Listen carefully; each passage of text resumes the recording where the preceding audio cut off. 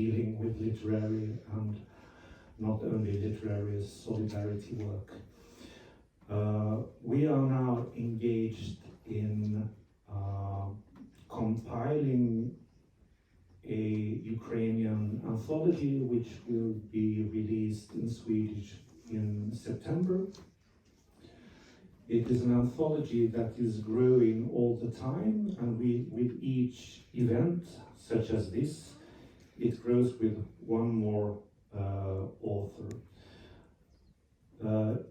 This anthology is meant both as a way to introduce contemporary Ukrainian voices in the Swedish literary field, but also as a pretext for discussing what is happening now in Ukraine and how we as Europeans should deal with it. And for the third, as a platform to raise funding for the concrete solidarity work with Ukraine. I have a small leaflet which I forgot to take up from the back, but I will take it up later on, and there will be a number, and if any of you would like to swish some money to Swedish Pen for the concrete solidarity work with Ukrainian cultural workers, that is your chance. So, now I leave the word to you, Olena. Отже, мене звати Олена, і я з міста Буча, що в Україні. Країні, яка протягом 8 років перебуває в стані війни. У жовтні 2013-го президент України Віктор Янукович оголосив поворот від євроінтеграції в бік Росії, і ми вийшли на вулиці з мирними протестами до стоту, як у Білорусі. Але коли силовики почали вбивати і катувати протестувальників, ми дали гідну відсіч. Тоді на Майдані загибло понад 100 людей, а 22 лютого 2014 року Віктор Янукович втік із країни. Зараз відомо, що російські снайпери розстрілювали наших протестувальників на Майдані в Києві з січня 2014-го. Російські диверсанти били, різали, викрадали і катували українських активістів на Донеччині і Луганщині навесні 2014-го, щоб створити картинку «Народ Донбасу вітає російських визволителів». Те саме трапилося з Кримом. Фейковий референдум засвідчив не так волевиявлення місцевого населення, як тривалу роботу російських спецслужб на півострові. And I will read the English translation which is made by Hanna an hour ago. So, my name is Olena and I am from Ukraine, from the city of Bucha, a country that has been at war for 8 years. In October 2013, the president of Ukraine, Viktor Yanukovych, announced a shift from European integration towards Russia, and we took to the streets with peaceful protests, that of dignity, like in Belarus. But when the security forces started killing and torturing the protesters, those gave a decent fight back. At that time, more than 100 people died on the Maidan. And on February 22nd, 2014, Viktor Yanukovych fled the country. We now know that Russian snipers have been shooting our protesters on the Maidan in Kiev since January 2014. Russian special unit operators beat, cut, kidnapped and tortured Ukrainian activists in Donetsk and Luhansk regions in the spring of 2014. In order to create a picture, that of the people of Donbass welcoming the Russian liberators. The same thing happened with Crimea. The fake referendum was the result of the long-term work of Russian special services on the peninsula, rather than the will of the local population. Російські танки зайшли на територію Донецької і Луганської областей у червні 2014-го за підтримки важкої артилерії і авіації. І в короткі терміни армія Російської Федерації зайняла 70% території регіону. Лише шалений спротив майже роззброєного українського війська, значну частку якого склали добровольці, колишні художники, айтішники, вчителі і фермери, і незламна воля суспільства, загартованого Майдану, дозволили не лише вистояти, а й поступово відтіснити Другу армію світу до кордонів повномасштабного вторгнення 24 лютого 2022 року. Я знаю, як це було, коли бачиш фото завантажених пораненими бортів армійських гвинтокрилів, на підлозі яких стоять калюжі крові, а медики-волонтери пишуть: допоможіть, у шпиталі немає ліків. Russian tanks entered the territory of Donetsk and Luhansk regions in June 2014 with the support of heavy artillery and aviation, and in a short time the Russian army occupied 70% of the territory of the region. Only the frantic resistance of the almost disarmed Ukrainian army, a significant part of which was made up of volunteers, former artists, IT experts, teachers and farmers, and the indomitable will of the society hardened by the Maidan, allowed not only to withstand, but also to gradually push the Second Army of the World to the borders of the full-scale invasion February 24th, 2022. I know how it was when you see photos of army helicopters loaded with the wounded, with pools of blood on the floor, and volunteer doctors write, "Help, there is no medicine in the hospital." Тоді ми з подругою організували волонтерську мистецьку ініціативу «Війна і слово». Ми робили і віддавали на аукціон прикраси, влаштовували благодійні читання, щоб закупити нашій армії найнеобхідніше – знеболювальне, берці, шоломи, їжу, багато їжі. Адже президент-зрадник вивів із країни усі гроші, і таких волонтерських спільнот було безліч, адже це була наша країна, наші захисники. Тоді існувала заборона на продаж Україні зброї і боєприпасів.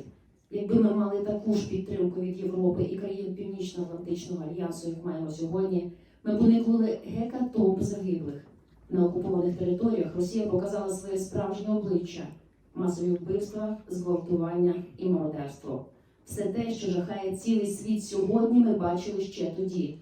Але у свідомості європейців дешевий російський газ і красивий російський балет важив більше за 10 тисяч полеглих українських бійців, за тисячі убитих цивільних, за понад 1 мільйон моїх співвітчизників, які втратили свої домівки на Донбасі. Back then, my friend and I organized a volunteer art initiative, War and Word. We made and auctioned jewelry, arranged charity readings to buy the most necessary things for our army. Pain reliever, boots, helmets. Food, a lot of food. After all, the traitor president took all the money out of the country. And there were many such volunteer communities. This was our country and our defenders. At that time, there was a ban on selling weapons and ammunition to Ukraine. If we had had the same support from Europe and the countries of the North Atlantic Alliance as we have today, there wouldn't have been hecatombs of the dead. In the occupied territories, Russia showed its true face: mass murders, rape, and looting. Everything that terrifies the whole world now, we saw back then. But in the minds of Europeans, cheap Russian gas and beautiful Russian ballet weighed more than 10,000 fallen Ukrainian soldiers and thousands of killed civilians. For more than 1 million of my country people who lost their homes in Donbass. За ці 8 років моя країна навчилася воювати. Я пишаюся своєю армією і кожним захисником так, як не пишалася жодним зі своїх власних здобутків. Ми знали, що Росія так просто не відступиться. Знали, що повномасштабне вторгнення лише питання часу. Знали і відточували вміння. Я стала журналісткою-розслідувачкою. Моя подруга-поетка Олена Stepanenko – бойовий парамедик. Мій друг, поет і художник Борис Гуменюк воює з 2014 року. Але війна почалася неждано і просто під моїми вікнами. І я досі не можу прийти до тями після 2 тижнів окупації. У чужій квартирі, без медикаментів, теплих речей, води, газу і світла. Відтоді я не була вдома. During these 8 years, my country learned to fight. I am proud of our army and every defender, as I have never been proud of any of my own achievements. We knew that Russia would not back down so easily. We knew that a full-scale invasion was only a matter of time. We knew, and we honed our skills. I became an investigative journalist. My poet friend Olena Stepanenko, a combat paramedic. My friend, the poet and artist Boris Khmelnyuk, has been fighting since 2014. But the war started unexpectedly and just under my windows. And I still can't come to my senses after 2 weeks under the occupation. In someone else's apartment, without medicines, warm things, water, gas, and electricity. Since then, I have been away from home. Я знаю, як пахнуть мої мертві сусіди по місту після кількох діб лежання просто неба. Відтоді я не відчуваю голоду. Наш квартал був порівняно безпечним, його не захопили росіяни. Снаряди пролітали над нами в усі боки, квартали поряд були зруйновані вщент, а два рядки наших будинків стояли. Але той досвід руйнує мене зараз. Я маю проблеми з пам'яттю і концентрацією. Мені легше розплакатися, аніж усміхнутися. Ще гірше чути щодня від свого маленького сина, як він хоче додому, до тата і нашого кота. А головне – погані новини. I know what my dead neighbors in the city smell like after a few days of lying in the open air. I haven't felt hunger since then. Our quarter was relatively safe. It was not captured by the Russians. Shells flew over us in all directions. The neighboring quarters were completely destroyed, and 2 rows of our houses were left standing. But that experience is destroying me now. I have problems with memory and concentration. It is easier for me to cry than to smile. The most difficult thing, though, is to hear from my little son every day how he wants to go back home to see his dad and our cat. But what's even more difficult is horrible news from home. Щодня.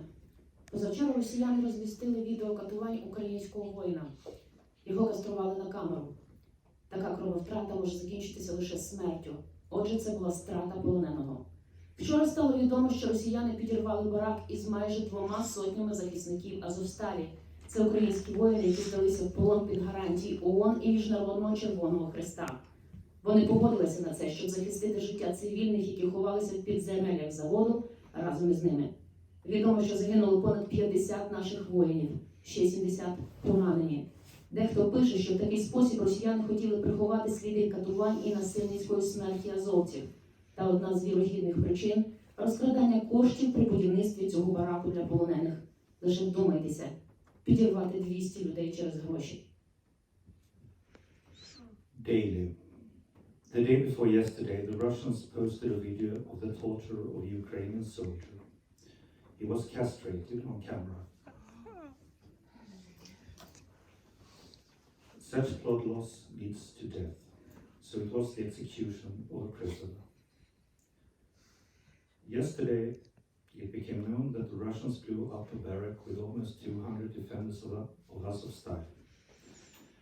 These are Ukrainian soldiers who surrendered under the guarantees of the UN and the International Red Cross. They agreed to this in order to protect the lives of the civilians who were hiding in the dungeons of the plant with them. It is known that more than 50 of our soldiers died, another 70 were wounded.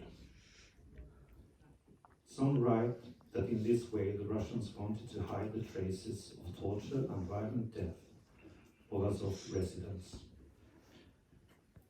But one of the probable reasons is embezzlement of funds during the construction of this barrack for prisoners.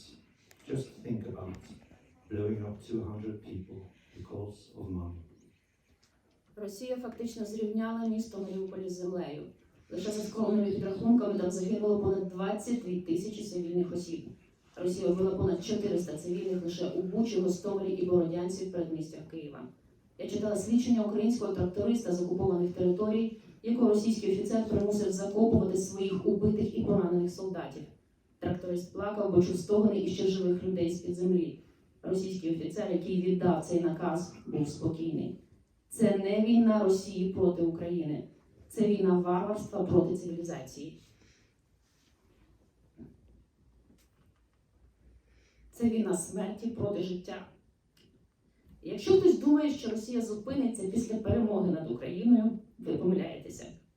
Пеклу завжди мало. З пеклом неможливо ані домовитися, ні підписати перемир'я. Ми отримували гарантії Росії ще 1991 року при підписанні Будапештського меморандуму. Тоді Україна погодилася знищити свій ядерний запас в обмін на гарантії безпеки. Де вони тепер? Там само, де й зневажені мінські угоди і слово російського офіцера під час виходу наших бійців з Іловайського котла. Тоді росіяни впритул розстріляли кількасот українських захисників. Вся історія України – історія порушень норм міжнародного права з боку Росії. І зараз, коли шайка Терезів нарешті хитнулася на нашу користь, ціною тисяч життів моїх співвітчизників, я прошу вас, усіх, хто мене чує. Допомагайте Україні перемогти.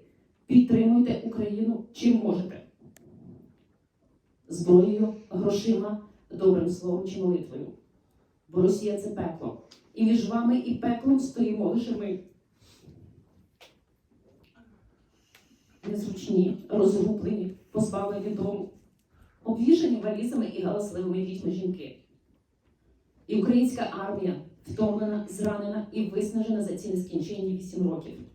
Але єдина у світі здатна перемогти пекло. Незламна і нескорена, бо за нею правда.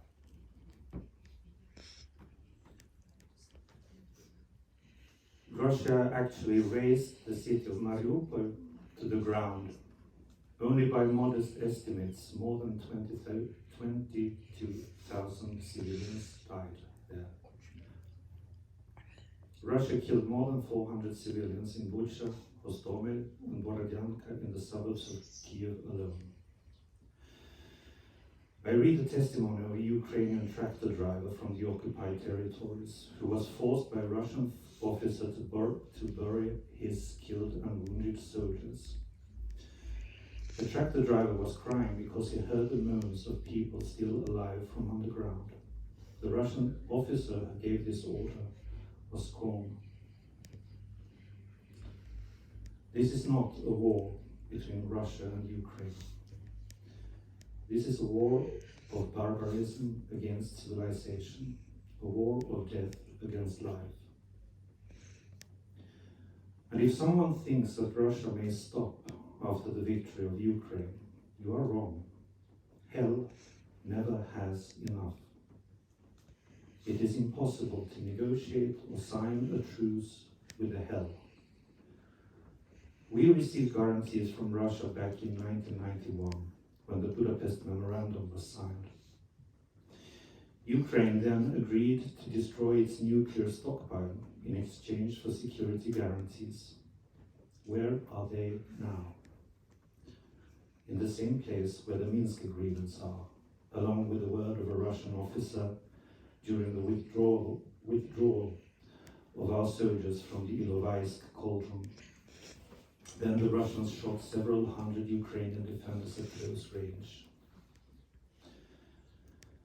The entire history of Ukraine is a history of violations of international law by Russia.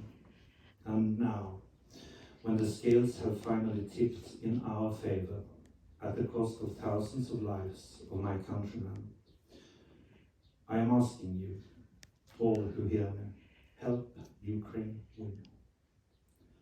Support Ukraine in whatever way you can, with weapons, money, kind words or prayers. Because Russia is hell, and only we stand between you and hell. Uncomfortable, confused, homeless women, covered with suitcases and loud children. And the Ukrainian army is tired, wounded, and exhausted for these endless 8 years. But it's the only one in the world capable of defeating hell. Unbreakable and unconquered, because behind it, there stands the truth.